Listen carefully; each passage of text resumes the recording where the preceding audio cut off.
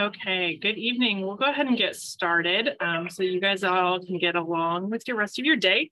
Thank you for joining us for tonight's Oregon Ag Chat, all about chapter officer training. So with that, I'm going to turn it over to Catelyn for this evening, and I hope you guys are all having a great week. Thanks, Lee. Hi, everybody. Welcome, welcome. As we have stragglers jump on, that's great. You're welcome to have cameras on. You're welcome to have cameras off. I know many of you are probably multitasking, so do whatever you need to do to make this time work for you. If I haven't met you yet, hi, my name is Catelyn. Good to meet you. I'm the Leadership Development Coordinator here at Oregon FFA. And today we're going to jump into chapter officer trainings. Really, my goal today is just to show you the plethora of resources that are already available to you to pull from. Because I know as a teacher, the last thing you need is to have to create more content or more lesson plans or things like that. So hopefully we can take a little bit of that burden off of your shoulders and give you time to really connect with your students, plus find meaningful activities that will help them understand their role as leaders and what they're doing with your chapter and all of the goals that they have set for this year. So with that in mind, let me share my screen. So hopefully a page that's familiar to you. We're just going to start in the Google, as I've heard it said. We'll start right here in the advisor folder. Within this folder, there is one spot called Leadership Development and Conferences. This is going to be your go-to place for all things chapter officers. So Leadership Development and Conferences. When we open that up, there's a plethora of materials here. But we'll focus on this additional folder, chapter officer materials. So within this, there are so many resources. So on your Google already, we have so much to talk about. I'll run quickly through these resources, but please feel free to shout out if you have questions or concerns, or if I need to go faster or slower. I want to make good use of your time today. So let me know if I'm hitting the mark there. The first thing I'll draw your attention to is that there is a virtual officer training document down here. In this post-COVID world that we live in, I think we see the word virtual and we're like, no way, not anymore, not me. I just want to point out that this resource has some great ideas on it that are really easy to convert into in-person activities. So even if you're not training a team virtually, there's still opportunities to use these activities. Quickly, there are some ideas for introductions and conversation starters. Again, these are great in-person activities as well as virtual. Some really fun ones like a scavenger hunt or maybe a photo introduction. I used to have teams that I would invite them to make a slideshow about themselves and they would present it to their teammates. And it was so fun to see their personalities come out. They would get really goofy with their pictures or really sincere in talking about their family. It's just a great way to build some trust and get to know each other early on. You can also do some team trivia, or this is a particularly great activity. If you're not familiar with Habitudes, Habitudes is a book written by Dr. Tim Elmore, where he uses images to teach leadership concepts. And in this activity, it's more detailed here, but you can actually help your officer team come up with an image that would help them define what their leadership style is or what they're hoping to accomplish during the year. So fun and interactive. There's a lot of like this old school activities that we can still go to, things that are fun. And these team building resources are really, really good. Something I particularly like, Janelle's the one that put this together in the heat of COVID, and she lists some just really amazing TED Talks as well as podcasts. When I look at a list like this, I think of the continual part of our state officer training, or of our chapter officer training. Sorry, I'm used to my state officers. When we think about chapter officer training, we often think about the beginning of the year or the big retreat that we do. But as we all know, training is an ongoing process. And so these are some great touch points that we can have during the year with our officers. Maybe we listen to a podcast and then come ready to discuss. Maybe we watch a TED Talk together in a chapter officer meeting and have some discussions and then plan our next activity. Little things like this are great ways to continue that training. So even though this says virtual, don't let it scare you off. I think there are some great resources on this document that you might want to peruse and get familiar with. Okay, next thing. So we're still in the Google and we're still in that chapter officer materials folder. As you can see, these are all labeled as part of the Oregon FFA Leadership Continuum. Each of these 4 documents has some phenomenal pre-built workshops for you to use.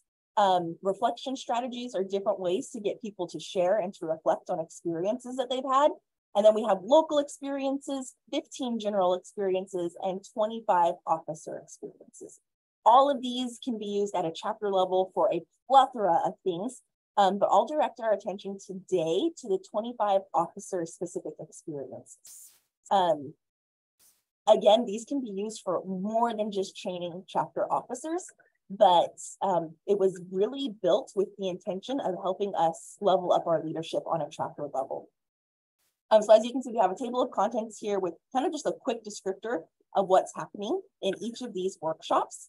Let me show you one as an example. So here's experience number 1. They're not in order. They don't build on each other. They do build on other things that we're doing in the leadership continuum, but you can pull these out of order and do them however you would like. Because there's 25 of them, and I know teachers are short on time, here's just a few tips or tricks that might be helpful as you're trying to go through and see what's going to be best for your chapter. I would start by reading the description, really quick understanding of what's happening in this. And then the other thing that's really helpful, right at the end of each workshop, we have links to larger learning. So this is going to show you what leadership competency we're hitting here, as well as how this might affect a POA and the different areas that it might connect to on your chapter POA. So that might be a quick place to start. So if you're thinking, oh, I really need something that's going to help my chapter officers connect with members more, you might just scroll right down here and be like, you know, I actually need one that's going to be about building healthy relationships. Let me scroll until I find that. That can just be a quick glance for you to make some easy selections here. Something else that we've tried to do as we've built all of these out is make sure that they are really user-friendly and accessible to you. So you'll notice here, all of our materials are things that you probably already have in your classroom. So we don't require you to go out and buy candy bars to do something or anything like that. All things that you should have on hand, easy access, or easily switched to a different material. For example, if something says, have a flip chart, that could easily be a slideshow. If you're doing something last minute or you just need to not put hours into making flip charts, totally get it. We can do that as a slideshow instead. So the goal of this was to be just really user-friendly for you as teachers. In theory, you could pick this up 10 minutes before a chapter officer retreat, and you'd be able to present some really solid material with activities already built in for you. There are some things where it might say like, write these on a note card.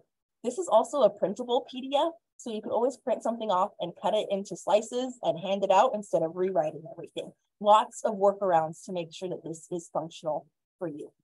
There are 25 listed in this document. Let me just draw your attention to a few of my favorites, things that maybe might be most applicable to your chapter officers, or I think that are taught in a unique way that maybe we don't see quite as often. So we're going to jump to experience number 11, which is called Level Up. The whole focus of this is for your officers to understand and learn about John Maxwell's 5 levels of leadership. And see how they're going to use that in their journey as a chapter officer. So based off of scientific research, John Maxwell, leadership guru kind of stuff, and there's a bunch of activities and ways for them to learn. We have a link, so if you're in a classroom and you want to be able to show these videos, great.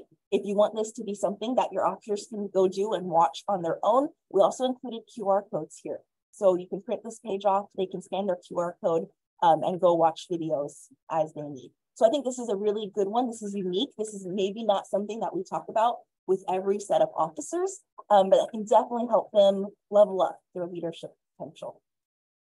The next one we'll look at is number 12. So we're going to go in order here for just a second. This is a time management activity.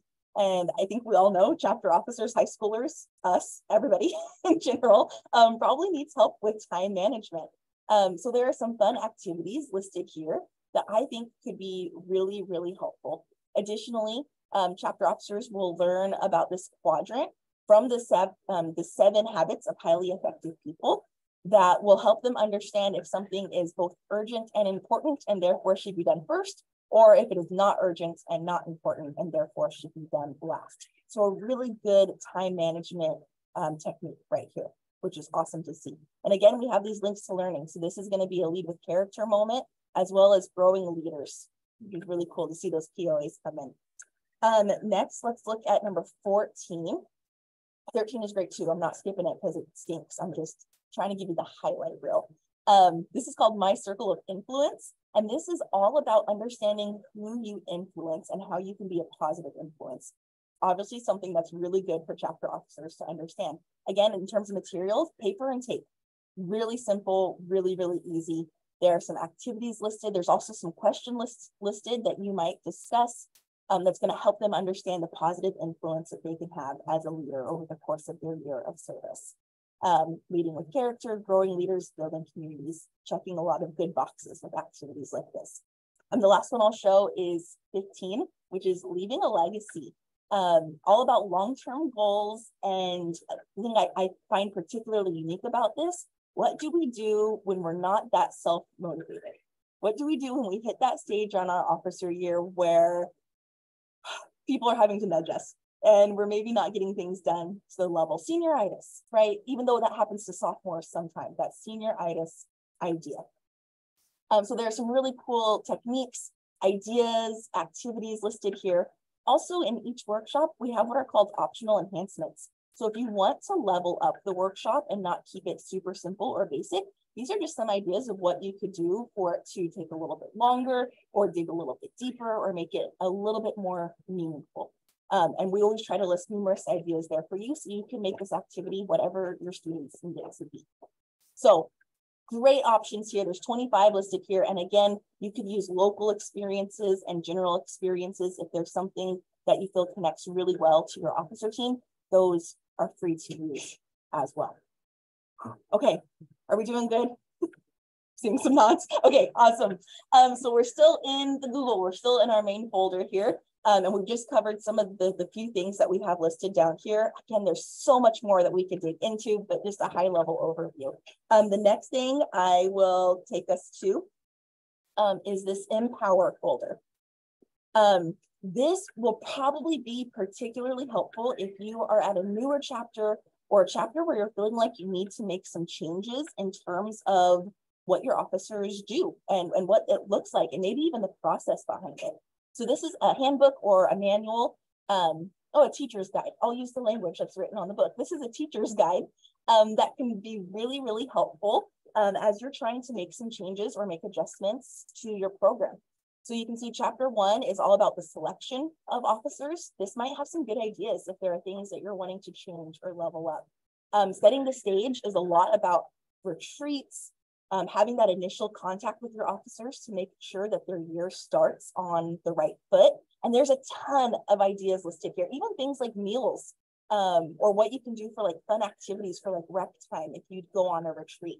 And my favorite part, they do have some sample agendas of what it might look like. So if you're a little overwhelmed at the idea of, okay, I take my officers on a 3-day retreat, but what do we do for 72 hours somewhere, right? There are some agendas that might be able to help you at least with a place to start or as a brainstorm source for you. There are some other development ideas here too. You'll see some different workshop ideas or activity ideas. So this manual can also be helpful. It is a little hefty to sort through. There's a lot of pages going on here. So if you feel like you maybe need a little help identifying where to start, please feel free to reach out to me. I'm happy to do the legwork and read this manual and then identify the places that would be most beneficial to you. So if this feels a little overwhelming, send me an email, send me a text, and I'm happy to cover the ground on that for you. Okay, there's our Empower folder. We're going to go right back out to our chapter officer materials folder where we were before. And this time we're going to jump into Gallup strengths. So this is an area that I'm particularly passionate about. I love workshops. I love having some pre-built things. But Gallup Strengths is an incredible resource that Oregon FFA can provide to you and your students. So this goes for both advisors as well as chapter officers. I'll first draw your attention to this document right in here. This includes all the directions and all the information that you need to receive free codes so your students can take the Gallup Clifton Strengths assessment for free. So as Oregon FFA, we have grants, we have different things in place where we can purchase bulk codes and then provide those to you and to your students so that they can take the assessment and get their top 5 strengths, and completely free for students. We're trying to eliminate as many barriers as we can so that every student can have an opportunity to grow and lead and learn about themselves. And again, I'm biased, but I really think Clifton Strengths is one of the best ways to learn about yourself, and to learn about yourself in a positive way. The whole purpose of Clifton Strengths is to focus on what's right with people and the areas that they excel in, and not to focus on weaknesses or things that we do wrong. Might be a little counterintuitive to what maybe we were taught growing up, but there's so much value in understanding where you're good and leaning into that. So strengths are great for personal development and also for team dynamics. If you've ever worked with somebody and you're like, why do they do that? Honestly, it probably connects to one of their strengths. And if we can better understand that strength, we can better empathize with them, or we can better understand and predict what they're going to do next, or at least see their core motivation for why they're doing what they do, which can allow us to work together in a little more harmonious way. So all that you need is listed on here. If you want to request codes, feel free to email me. My email is listed here, and I will get those codes sent to you as quickly as I can. And then all of the information down here is about how to redeem codes from Clifton Strengths. So you could even give this straight to your students so that they could go and redeem their code and take the test. The test does take about 30 minutes to complete, so be aware of that. Each question is timed, and you only get 20 seconds per question. The point of that is that you're going with your gut and you're not like overthinking or wondering, am I this way or am I that way? You kind of have to go with your initial instinct, which is usually the most correct about yourself. You can't go back and change answers, anything like that. But once you're done with your 30-minute time slot, you'll be given an assessment, and your students will be given an assessment as well. And that will identify what their top 5 strengths are, as well as give you a personalized printout of what that means. So we might hear a strength like analytical and be like, cool, I'm good at numbers.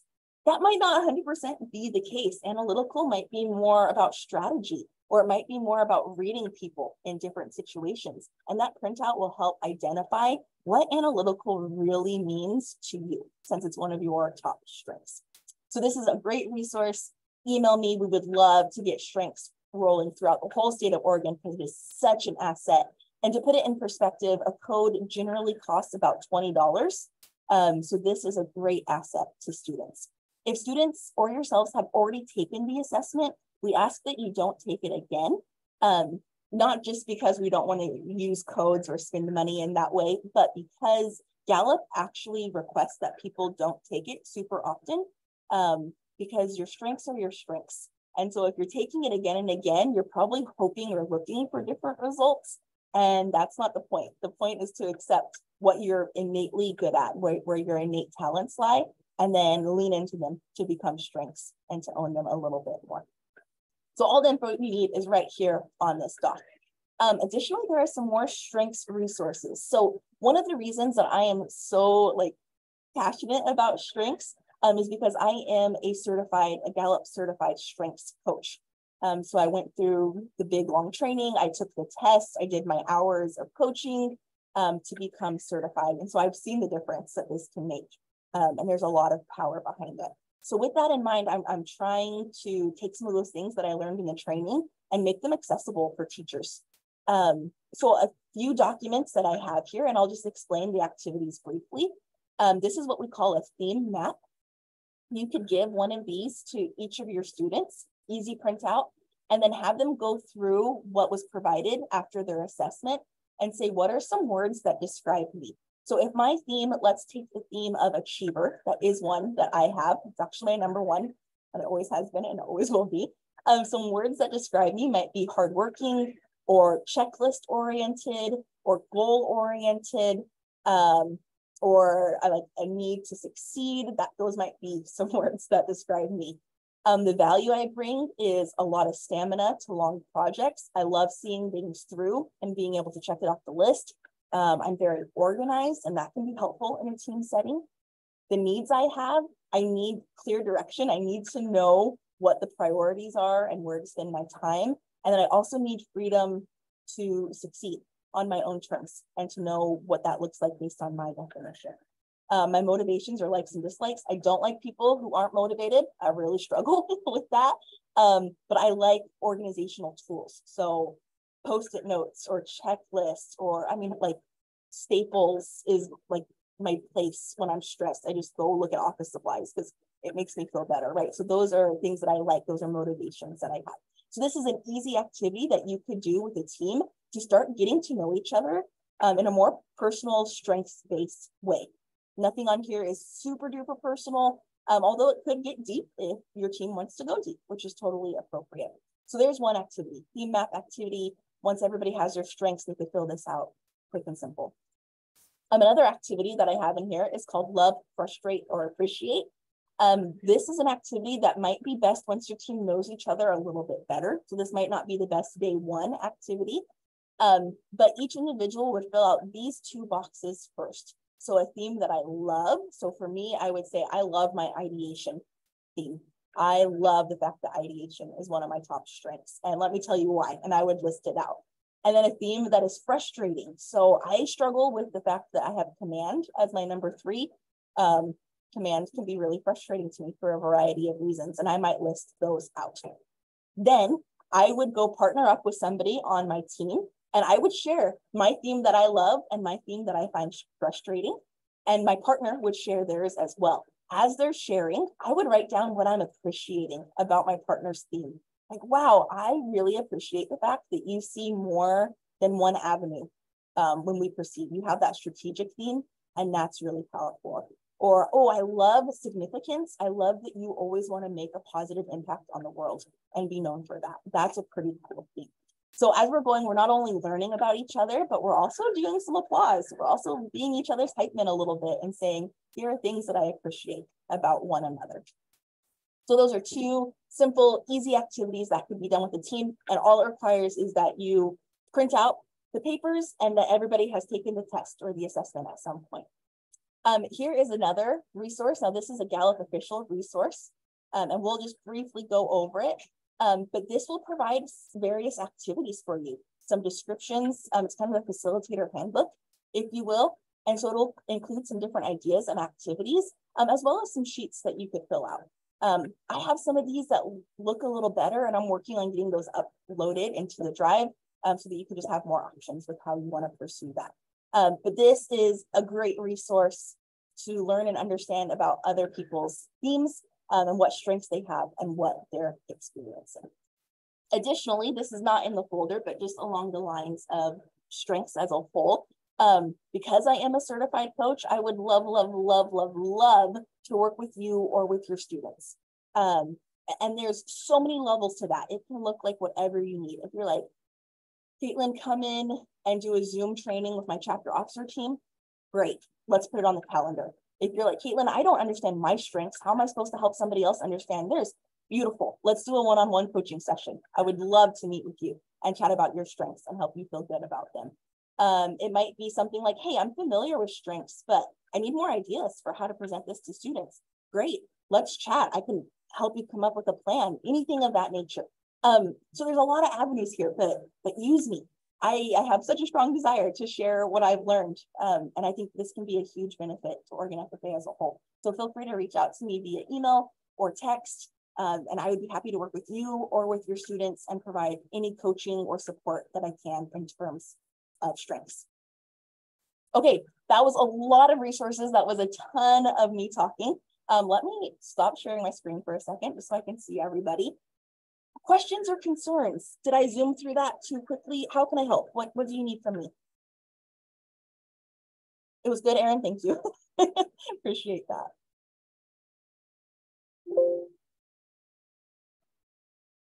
So I have a question, and I was on the phone with my principal at the start of this, so I might have missed it, but I'm not electing officers at my next school that I'm going to until the fall. And but I'm doing like a little chapter retreat kind of thing this summer with them. Are there some that are like better suited for more chapter versus just officer training, or like culture building?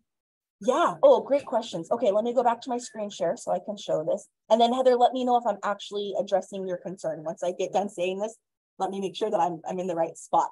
So if you're looking for more chapter-wide, not just chapter officers, but like you said, building culture, building skill, building capabilities, a couple of these local experiences are going to be your best friend.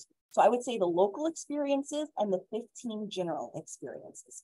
These are set up in the exact same way that the other ones that we went through are, but the idea is it's a bit more large group oriented. So instead of 6 to 10 officers, this could be a chapter meeting. This could be 3 days before school starts. Let's get everybody together and have a little workshop day and get prepped for this new school year. Some of these might not be 100% culture building related, but I think a lot of things feed into culture. So maybe what I just said isn't 100% accurate.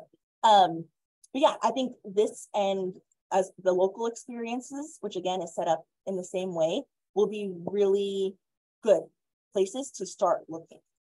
Does that address your question? Was that helpful? Yeah, it was actually. Thank you very much. Oh yeah, of course. Of course. There's so many tools. Sometimes it's just hard to know where to even start. Awesome. Any other questions or concerns? Or is there a need that you have? Like, were you hoping to gain something from this that I have not addressed and that I can attempt to? David, yeah. So what you just said is actually one of the biggest things that was helpful is where to start. So you going through, okay, kind of the highlights of that folder. Some of that, it's been there a little while. And the Strengths Finder helped. We did that as a teacher staff, but I haven't done that with students yet. What can happen when you're going over those that we should be aware of as we're revealing those different strengths? What would you recommend us to get students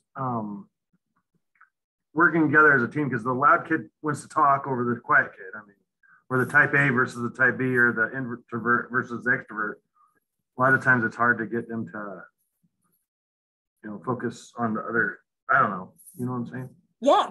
Okay. So how are we making sure that there is a balance of communication as we discuss strengths, as well as maybe, if I'm understanding right, what are some pitfalls that we should look out for as we chat about strengths? Is that an accurate summary? Yeah. Okay. Perfect. And if I don't address it all the way, let's circle back and make sure that I do hit it. Yeah, exactly what I was wanting. I'm sorry, I'm not very good. No, that was great. I'm glad that we're on the same page. Okay, let's talk about just maybe common pitfalls that we can start with. Instinctively, I don't know why as human beings, we're kind of wired this way. We look at our top 5 strengths and then we immediately think, I wish I had what he had. Or I wish I had what she had. Like, that's a cool strength. I want it. We call it strength in me. And it's real. It's something that we all experience. So maybe one of the first things that I would do with a group of students is help them understand how unique and personal their strengths are, and why it's so good to applaud somebody else for their strengths, but to own what is innately us. So trying to eliminate some of that envy. It's always going to be there to some extent. Like, Lee, one of her strengths is responsibility. And I love the way that strength manifests in her. That's the reason that every sectional she's in charge of or CDE that she runs so well, is because she has this huge sense of responsibility, and it's beautiful and it's amazing. And I have strengths envy of that because that's not the same direction that I lean. But we might identify with a student. Let's say a student is particularly jealous of a strength such as, communication is a strength, all about storytelling and being a good orator. And maybe you have a chapter officer who's like, I wish I had that. And maybe I feel like I do. What I might do with that student is analyze their top 5 and say, where do you see communication coming in to what you already have? Maybe they have a relationship building strength, such as relator. And it's like, oh, tell me how your relator allows you to be a good communicator. And they might have to process through what that sounds like. Oh, well, in order to get to know people, and relator is all about good, deep relationships. In order to get to know them, I have to be willing to share my story. I have to be willing to listen to their story. I have to be willing to ask questions. And then as a teacher, as a mentor, you might say, yeah, and isn't that communication? So we're sitting here jealous of that communication thing that somebody else has, when really you are bringing a lot of same attributes to the table. You're just doing it in different ways. A tagline that you might think about is strengths is not about capability. It's not saying you're either analytical or you're not. Strengths is about the how. How do we accomplish something? If you're analytical, you're going to accomplish a task in an analytical way. I might accomplish that exact same task in a different way because analytical isn't one of my strengths. So that might be a good place to start. How do we own our strengths? How do we not envy what others have? And if we feel like there's something that we really do have, let's look for it. Let's identify ways that that strength is manifesting, even if it's labeled a little bit differently. Along those lines, a pitfall that I might watch out for is to make sure that we're not weaponizing any of our strengths. It can be really easy to be like, oh, Catelyn, you're such an achiever. You would say that, right? And that can be a little bit like demeaning or maybe squash me a little bit. And that's not what strengths are about. And so that might be a really open conversation with students saying like, hey, we all have things that are negative. We all have flaws. Today, we want to focus on the good. We want to hype each other up, and we want to figure out how we can use these good to serve each other and what that might look like. So you might take the weapon out of the room. You might say, we're not going to judge. We're not going to use these as labels. We're just identifying strengths, and having a common language is going to help us hype each other up and lift each other up to serve this year. Helpful or not, David? Okay, awesome. Thank you. Other questions or concerns that you might have about strengths or otherwise?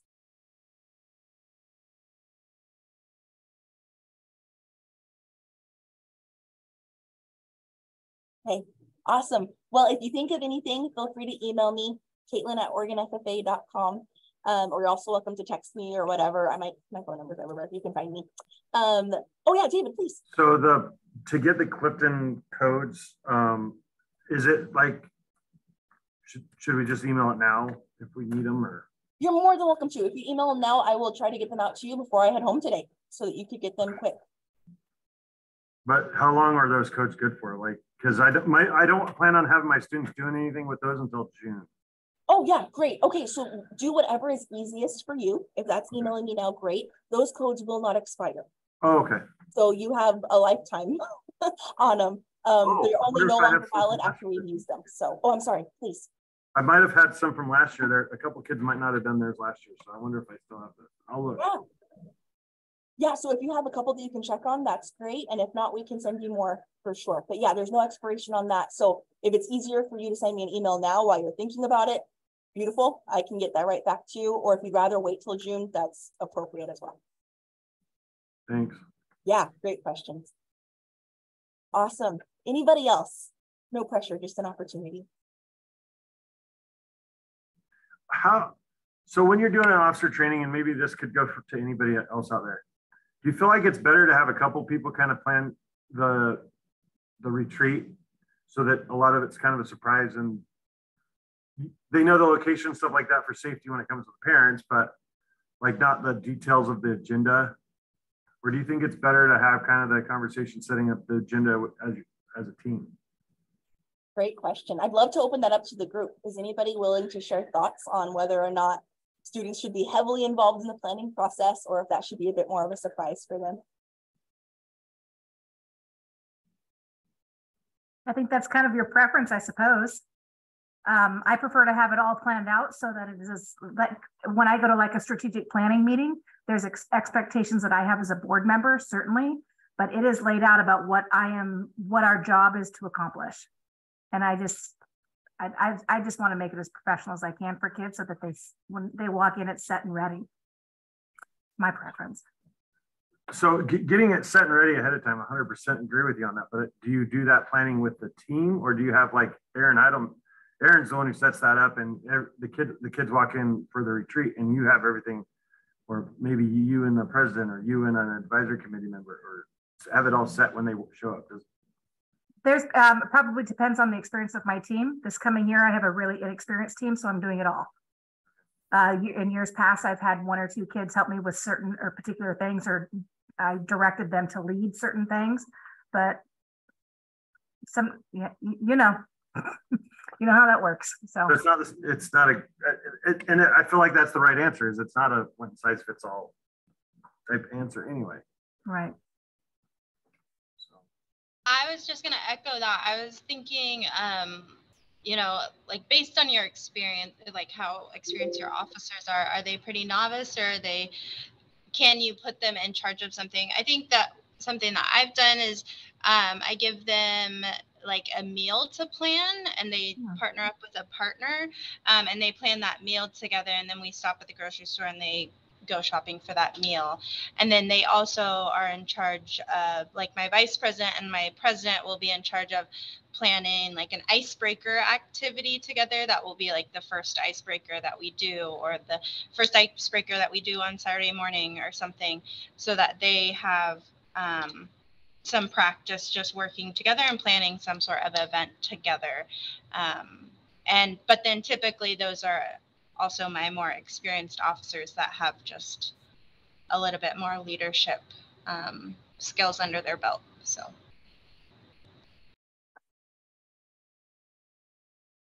Great insights. Thank you, everyone, for sharing. David, does that help address your question? Yeah, that helps. Hopefully them too. Yeah, that's awesome. Great. Okay, any other questions or concerns?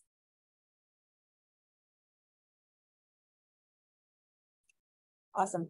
As things pop up, please feel free to reach out to me. And again, I'm happy to help in any way that I can, whether that's helping to plan a retreat and giving you ideas, or if that's on the strengths coaching side, I'm happy to be of assistance there. Or if you just need me to go like, woo, as you run by because we're doing great things, I will happily cheer you on, whatever that looks like for you. One more plug. As teachers, we tend to not get as much professional development and time to ourselves as we would like. One of the benefits of Clifton Strengths is that people who understand their strengths and lean into it report a 60% less burnout on most surveys. So if you're feeling a little stretched thin or a little burnt out, I'm not saying it's the end all be all solution. But if you're maybe looking for a little bit of a new lease on life, or if you're wondering what it looks like to level up for you, let's chat. Let's chat about strengths. And there's a myriad of ways that can come across, but I'm happy to work with you and help you on that. If you're not feeling burnt out, there's still so much value in strengths. So please don't feel like it's only if you're burnt out that you can reach out to me. But I read that 60% statistic in one of the last things that Gallup sent out. And that was pretty impactful to me, knowing that probably 100% of ag teachers are somewhat burnt out because it is a demanding job. If we can relieve a little bit of that burnout by leaning into what you're naturally good at and giving you a bit more power to own that, I would love to help you in that way. So there's my last shameless plug. Thank you all for joining us today. If you have a personal question, feel free to stick around for a second. And if you're watching at home, for those who will be watching the recording, thanks for sticking with us on this. Please feel free to reach out to me if you need anything. Thank you, friends. Thank you, Caitlin. Appreciate it. Of course. We'll see ya. Thank you.